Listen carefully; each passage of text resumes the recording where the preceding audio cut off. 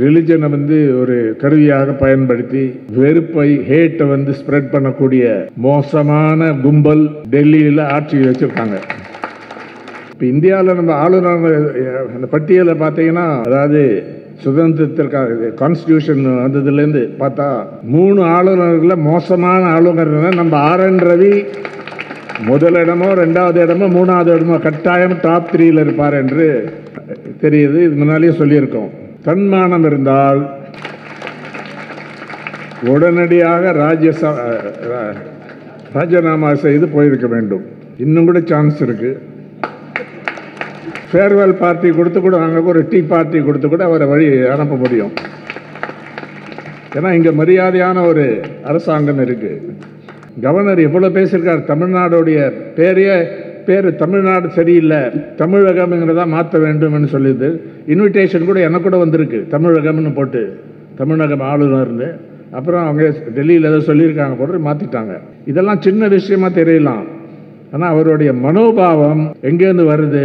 இந்த கூட்டம் திமுக அரசாங்கம், முதலமைச்சர் MK ஸ்டாலின் அவர்களுடைய பெர்ஃபார்மன்ஸை பற்றி பேசக்கூடிய ஒரு கூட்டம்.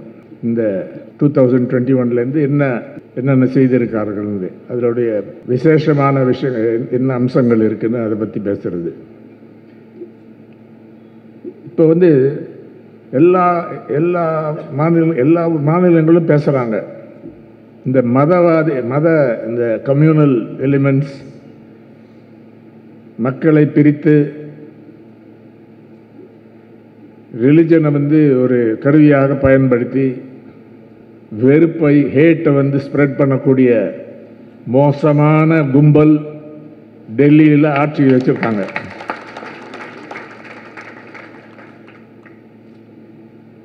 அவங்களுக்கு ஒரு பெரிய தோல்வி கூட ஏற்பட்டது. திருப்பியும் கவர்மெண்ட்டுக்கு வந்திருக்கலாம், பிரதமர் மோடி பதவி ஏற்றுக்கொண்டிருக்கலாம் 3வது தடவை. ஆனால் மெஜாரிட்டி கிடையாது. அந்த போக்கை தான் நம்ம என்கரேஜ் பண்ணணும். இந்த மதசார்பின்மை, ஜனநாயகம், மாநிலங்களின் உரிமை, பேச்சு சுதந்திரம், எழுத்து சுதந்திரத்தை சப்போர்ட் பண்ணக்கூடிய மாபெரும் சக்தியாக தமிழ்நாடு அரசாங்கம், ஆளும் கட்சி, கோலிஷன் கட்சிகள், அந்த கூட்டணியுடைய சேர்ந்த எல்லா கட்சிகளும் இன்னைக்கு சிறந்த வகையில் செயல்படுத்தியிருக்காங்க. இந்தியா டுடே நடத்தக்கூடிய ஸ்டேட் ஆஃப் தி ஸ்டேட்ஸ் என்று அந்த வருஷம் ரேங்க் பண்ணுவாங்க. யார் முதலிடம் பெற்றிருக்காங்க, எந்தெந்த துறைகளில், எஜுகேஷனில், இண்டஸ்ட்ரியலைசேஷன், ஹெல்த், இந்த பல இதில், ஹையர் எஜுகேஷன், இதெல்லாம் ஒட்டு மொத்தமாக பார்த்தா வருஷம் தமிழ்நாடு தான் நம்பர் 1 பொசிஷனை இருக்கு. இது எல்லாருக்கும் தெரியும் இதை பற்றி. ஆனால் இதை திருப்பி சொல்ல வேண்டும். இது வெறும் ஒரு புள்ளி விவரம் இல்லை, அதுக்கு நல்ல ஆதாரங்கள் இருக்கு, சாட்சிகள் இருக்கு. இப்போ கூட ஒன்றிய அரசாங்கம் கொண்டு வரக்கூடிய அறிக்கைகள்லேயே, ரிப்போர்ட்ஸில், சர்வேஸில் கூட அதை அவங்க எவ்வளோ பிடிக்காத இருந்தாலும் அதை ரெக்கார்ட் பண்ணுறாங்க. அதனால் இன்றைக்கு growth ரேட் 9% மேலே, இந்தியா ஆவரேஜை விட பல மடங்கு அதிகமான வளர்ச்சி growth ரேட். மேனுஃபேக்சரிங் செக்டரில் வேலை செய்யக்கூடிய பெண்களில் 40% மேலே ஒரே மாநிலத்தில் இருக்குது. யாரும் இது கேள்விப்பட்டதே இல்லை முன்னால். எங்களுக்கு இது தெரியாது, அந்த புள்ளி வரத்துக்கு முன்னால். அந்த அளவுக்கு பெண்களுடைய விடுதலை, அவங்களுக்கு கிடைக்கிற வாய்ப்பு இங்கே ஏற்பட்டிருக்கு. இது 1-2 ஆண்டுல இல்லை, லாங் டேர்மில் வந்தது. ஆனால் இன்னைக்கு அது உச்சகட்டத்தில் அது இருக்கு. இன்னொரு பெரிய ஒரு பாம் ஷெல் என்று சொல்லலாம் அவங்களுக்கு எதிராக. உச்ச நீதிமன்றம் state of Tamil Nadu versus governor of Tamil Nadu and others என்ற அந்த தீர்ப்பில் நீதியரசர் ஜஸ்டிஸ் பார்டிவாலாவும் தமிழ்நாட்டை சேர்ந்த நீதியரசர் மகாதேவன் அவர்களும் ஒரு முக்கியமான தீர்ப்பை அளித்திருக்கிறாங்க. முதலமைச்சர் திருப்பி திருப்பி அதை சொல்றாரு. வெறும் தமிழ்நாடுக்கு மட்டும் இது ஒரு பெரிய வெற்றி இல்லை, இந்தியா முழுவதும் வெற்றி. ஏனென்றால் ஆளுநர் எப்படி ஒரு எலெக்டட் கவர்மெண்ட் செயல்பட வேண்டும் என்பதற்கு ஒரு பெரிய வெற்றி இது. இப்போ இந்தியாவில் நம்ம ஆளுநர் அந்த பட்டியலை பார்த்தீங்கன்னா, அதாவது சுதந்திரத்திற்காக கான்ஸ்டியூஷன் வந்ததுலேருந்து பார்த்தா என்ன கேட்டால் 3 ஆளுநர்களில் மோசமான ஆளுநர் நம்ம ஆர்.என். ரவி முதலிடமோ 2வது இடமோ 3வது இடமோ கட்டாயம் டாப் 3ல் இருப்பார் என்று தெரியுது. இது முன்னாலேயே சொல்லியிருக்கோம். அந்த நேற்று கூட அந்த அந்த வக்கீல்கள் சீனியர் அட்வொகேட்ஸை பாராட்டக்கூடிய விழா முதலமைச்சர் நடக்கும்போது நான் ஒரு விஷயம் சொன்னேன். அந்த நியூஸ் வந்த உடனே பிரேக்கிங் நியூஸ் நீங்கள் சொன்னதுனால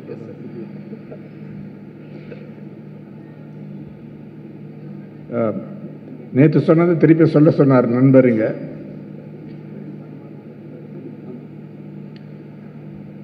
தன்மானம் இருந்தால் உடனடியாக ராஜினாமா செய்து போயிருக்க வேண்டும். இன்னும் கூட சான்ஸ் இருக்கு. ஃபேர்வெல் பார்ட்டி கொடுத்து கூட நாங்கள் ஒரு டீ பார்ட்டி கொடுத்து கூட அவரை வழி அனுப்ப முடியும். ஏன்னா இங்கே மரியாதையான ஒரு அரசாங்கம் இருக்கு. இந்த இதில் மோசமான அந்த முக்கியமான தீர்ப்பு வந்ததுக்கு பிறகு கூட என்ன பண்ணார், வைஸ் சான்சலர் கூட்டம் முதலியே நாங்கள் திட்டமிட்டோம்னு சொல்லி வைஸ் பிரசிடென்ட் கூட்டம் நடத்த பார்த்தார். அவங்களை திருப்பி அவருடைய பவரை காட்டுறதுக்கு ஸ்டேட் யூனிவர்சிட்டிஸில் யாரும் போல, ஒரு வைஸ் சான்சலர் கூட போல.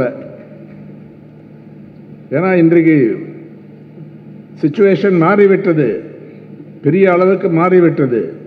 அந்த தீர்ப்பில் பார்த்தீங்கன்னா 415 பேஜ் உள்ள தீர்ப்பில் பல முக்கியமான விஷயங்களும் சொல்லியிருக்காங்க. அவங்களால அதை இன்னைக்கு டாலரேட் பண்ண முடியல ஒன்றிய அரசாங்கத்தினால. வைஸ் பிரசிடென்ட் என்னென்னோ பேசியிருக்காரு, அவரை பற்றி நான் இங்கே அதிகமாக விமர்சனம் பண்ண தேவையில்லைன்னு நினைக்கிறேன். வைஸ் பிரசிடென்ட் மரியாதைக்கு. ஆனால் தவறான கருத்துக்களை சொல்லியிருக்காரு. ஒன்று பாராளுமன்றம் தான் சுப்ரீம் சாவரின் என்று சொல்லியிருக்கார். தப்பு. 8வது கிளாஸ் ஸ்டூடெண்ட்டு கூட தெரியும், இந்தியாவில் இங்கிலாந்தில் யுனைடெட் கிங்டமில் பார்லிமெண்ட் சுப்ரீம், பார்லிமெண்ட் தான் கடைசி அத்தாரிட்டி. இந்தியாவில் அப்படி இல்லை.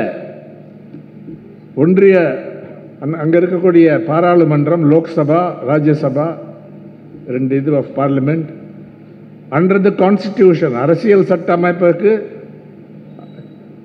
மேல் இல்லை. அரசியல் கான்ஸ்டிடியூஷன் தான் சாவரின் கடைசி வார்த்தை என்று சொல்கிறான். அது திருப்பி திருப்பி டெக்ஸ்ட் புக்ஸில் இருக்குது.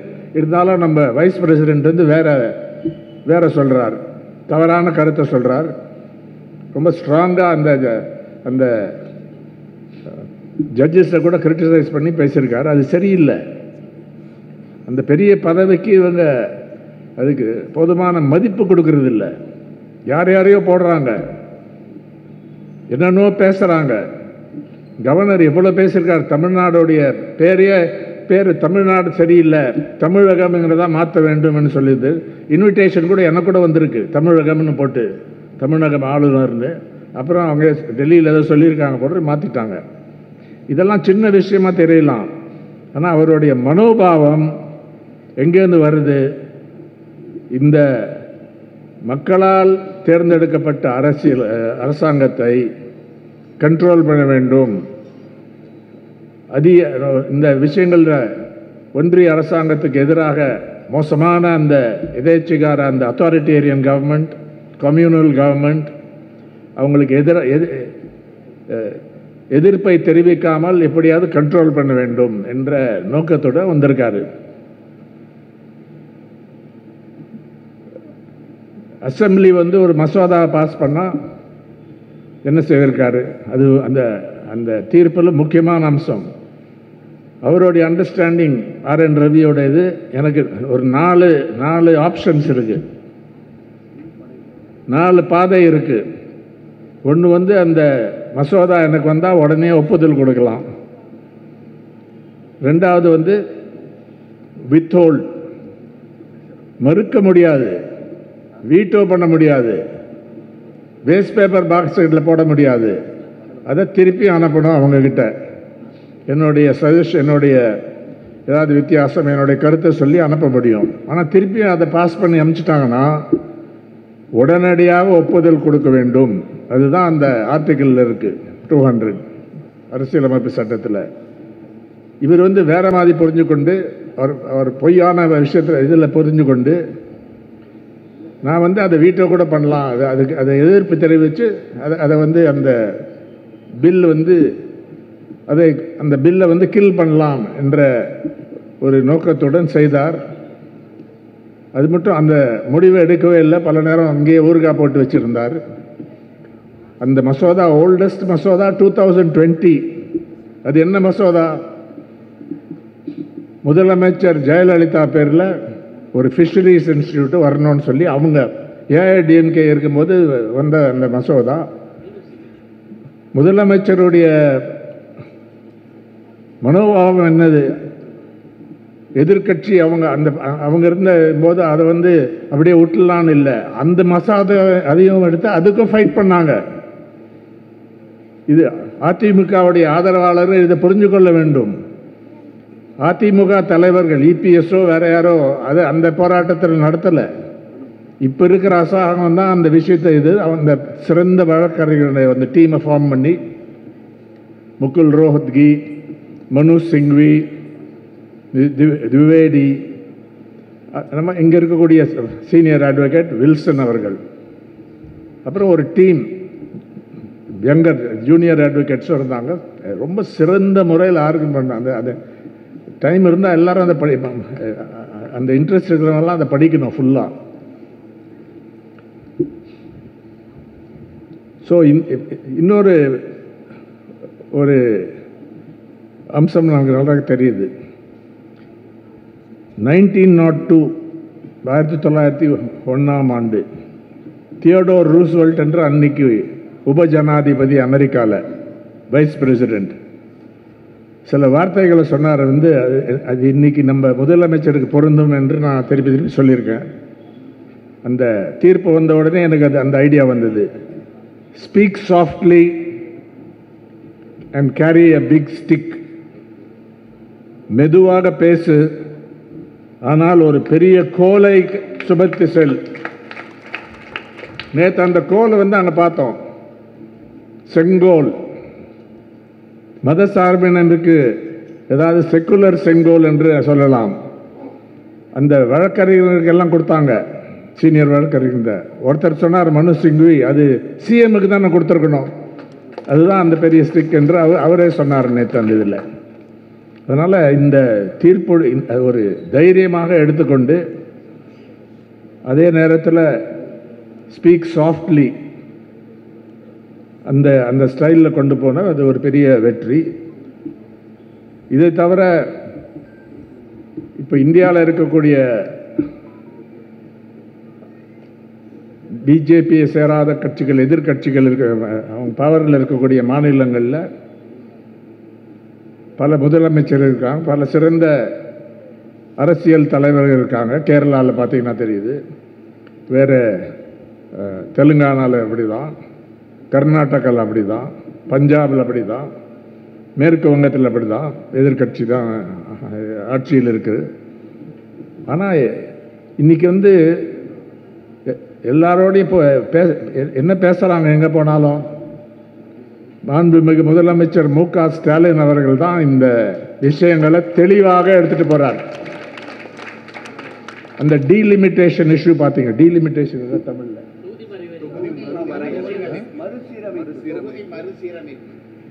தொகுதி மறுசீரமைப்பு, அந்த விஷயத்தில் ஒரு ஜாயிண்ட் ஆக்ஷன் கமிட்டியை கூட்டார்.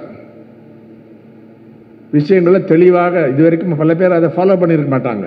ஏன்னா அது ஒரு கடினமான ஒரு விஷயம் புரிஞ்சு கொள்றதுக்கு. ஏன்னா அது அரசியல் சட்டத்தில் ஒன்று இருக்குது, பாப்புலேஷன் பேஸ்ட் என்று. அதாவது நல்ல வளர்ச்சிக்கு தண்டனை கொடுப்பீங்களா, ரெப்ரசன்டேஷன் எந்த கொடுக்குறதுன்னு சொல்லி அந்த முக்கியமான விஷயத்தை வந்து தெளிவாக எல்லாருக்கும் எக்ஸ்பிளைன் பண்ணி அது மட்டும் இல்லாத ஒரு ப்ராக்டிக்கல் ஆக்ஷன் வந்து அந்த கமிட்டியை ஃபார்ம் பண்ணிருக்காங்க. வேற மீட்டிங்கும் தொடரும். சென்ட்ரல் ஸ்டேட் ரிலேஷன்ஸ் விஷயத்தில் நல்லா எடுத்துட்டு போயிருக்காரு.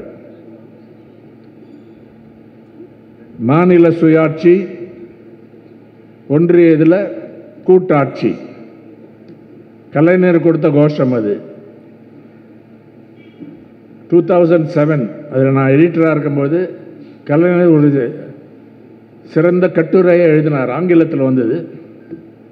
அந்த தலைப்பில் தான் autonomy for the states, federalism at the centre என்ற அந்த தலைப்பில் சிறந்த அந்த ஐடியாவை கொடுத்துருக்காங்க. இன்னைக்கு திருப்பியும் அந்த விஷயம் முன்னால் வந்திருக்கு. அந்த இங்கே திராவிட மாடல் அரசாங்கத்துடைய லீடர்ஷிப்பில் இந்த விஷயம் வந்திருக்கு. இப்போ ஒரு ஏஐ ஆர்டிஃபிஷியல் இன்டெலிஜென்ஸ் டூலை பற்றி நான் இப்போ உட்காரும்போது கேட்டேன், ஒரு கேள்வி கேட்டேன், டைப் பண்ணேன். டிஎம்கே கவர்மெண்ட்டுடைய முக்கியமான இனிஷியேட்டிவ்ஸ் என்ன சாதனைகள் செய்திருக்காங்க இந்த 4 வருஷத்தில் அப்படின்னு போகும்போது அதோட பதில் உடனே கரெக்டாக கொடுத்தது. கலைஞர் மகளிர் உரிமை திட்டம் தொகை, first breakfast scheme for school children, free bus travel for women, இல்லம் தேடி கல்வி, 7 புதிய கவர்மெண்ட் அரசாங்க மெடிக்கல் காலேஜஸ், மூவலூர் ராமாமிர்தம் அம்மையார் ஹையர் எஜுகேஷன் அஷூரன்ஸ் ஸ்கீம், 1000 ரூபாய் மாதம் பெண் ஸ்டூடெண்ட்ஸுக்கு, சிங்கார சென்னை 2.0, அதாவது better roads, train beautification, Chennai metro phase 2, green Tamil Nadu mission, மக்களை தேடி மருத்துவம், ஹெல்த் துறைக்கு பட்ஜெட் இன்க்ரீஸ் பண்ணது, புதிய ஹாஸ்பிட்டல்ஸ். நான் முதலமைச்சர் ஊட்டிக்கு வரும்பொழுது ரொம்ப ஒரு சிறந்த ஒரு கவர்மெண்ட் ஹாஸ்பிட்டலை திறந்து வச்சார். அன்றைக்கி நானும் அதில் போயிருந்தேன். நான் ஊட்டிக்கு பல நேரம் போகிறது உண்டு. அதில் பார்த்தது உள்ளே போனால் ஒரு அந்த மாதிரி நீங்கள் பார்க்க முடியாத ஒரு இதில் ஒரு நவீன முறையில் ஹாஸ்பிட்டல், அங்கே இருக்கக்கூடிய ட்ரைபல் பீப்புள், அங்கே இருக்கக்கூடிய அவங்களுக்கு தனி ஒரு வார்டு, எம்ஆர்ஐ க்ளீனாக இருக்குது. அங்கே வேலை செய்வர்களுக்குடைய குவார்ட்டர்ஸ் இதெல்லாம் பார்த்தா ஒரு சிறந்த இது ஒரு ஒன் ஆஃப் தி ஹாஸ்பிட்டல்ஸ். அதுக்கப்புறம் இந்த ஆன்சர் டீப்சீக் என்ற ஏஐ குளோபல் இன்வெஸ்டர்ஸ் மீட் 2024, தமிழ்நாடுடைய ஏற்கனவே சொல்லிட்டேன் அந்த growth ரேட் அந்த மாதிரி இது இருக்குது. அதனால் ஒரு சாலிட் அச்சீவ்மெண்ட் என்று சொல்லலாம். வெறும் பேச்சு இல்லை, மக்களுடைய நம்பிக்கைக்கு வேர்த்தியான ஒரு கவர்மெண்ட் இதெல்லாம் செஞ்சுருக்காங்க. ஏன்னா ஷார்ட் பீரியட் என்று தான் இது இந்த புள்ளி விவரங்களோடு நன்றாக திஸ் ஹஸ் பீன் எஸ்டாப்ளிஷ்ட். அதனால் நானும் திமுக அரசு எதிர்கட்சிகளோடு சேர்ந்து பெரிய மெஜாரிட்டியோட அடுத்த அசம்பிளி எலெக்ஷனில் வருவாங்கிறது என்னுடைய ஹோப். நான் அதில் ஆழமான நம்பிக்கை வச்சுருக்கேன். அமைச்சர் சேகர் பாபு அவர்களும் சிறந்த முறையில் இந்த கவர்மெண்ட்டில் செயல்படக்கூடிய வாய்ப்பு, பல பேர் வேறு சில பேருக்கும் சான்ஸ் கிடைக்கலாம். இது வந்தது. இன்னொரு விஷயம் சொல்லணும். இன்றைக்கி enforcement directorate, CBI, income tax department இதெல்லாம் வச்சு மோசமாக தாக்குறாங்க எதிர்கட்சிகளை, அங்கே இருக்கக்கூடிய அவங்க தலைவர்களை, இன்க்ளூடிங் சீஃப் மினிஸ்டர்ஸ் சில ஸ்டேட்ஸில். எல்லா விஷயங்களும் மோசம் நான் சொல்ல மாட்டேன், ஆனால் குறி வச்சு தாக்குறாங்க. நேற்று டாக்டர் சிங்வி ஒன்று சொன்னார் புள்ளி விவரம். அது என்ஃபோர்ஸ்மெண்ட்டை பற்றி தான் இல்லை. என்ஃபோர்ஸ்மெண்ட் டைரக்டரை பொறுத்தவரையிலும் அவர் புள்ளி விவரம் வந்து இந்த கேஸ் போட்டதில் 95%, அதாவது மொத்தம் அவங்க கேஸில் 4-5% தான் இது இந்த பொலிட்டிக்கல் இது அப்படின்னு சொன்னாங்களாம் என்ஃபோர்ஸ்மெண்ட் டைரக்டரேட்டில். ஆனால் அந்த 4-5% பார்த்தா 95% எதிர்கட்சிகளுக்கு எதிராக இது இருக்குது. அப்படின்னா என்ன அர்த்தம்? இது வந்து this is being used, misused என்று தெரியுது. அதுக்கும் தயங்காமல் பயப்படாமல் அரசியலை நடத்த வேண்டும். இந்த மதசார்பின்மை பேசிஸில் இருக்கக்கூடிய அரசியல், ஜனநாயக பேசிஸில் இருக்கக்கூடிய அரசியல், மாநிலங்கள் உரிமைகளுக்கு ஃபைட் பண்ணக்கூடிய அரசியல் கட்டாயமாக வெல்ல வேண்டும். இது நம்மளுடைய டியூட்டி டு சப்போர்ட். வெறும் இண்டிவிஜுவல்ஸ் பற்றி சொல்லலை, இந்த வேல்யூஸ், இந்த முக்கியமான கொள்கைகள், இந்த பிரின்சிபல்ஸ், இதற்காக போராடி நம்ம ஸ்ட்ராங்காக நின்று இந்த திமுக தலைமையில் இருக்கக்கூடிய அணிக்கும் திமுக அரசாங்கத்துக்கும் பெரிய வெற்றியை கொண்டு வர வேண்டும். அதான் நம்மளுடைய கடமை. தேங்க்யூ.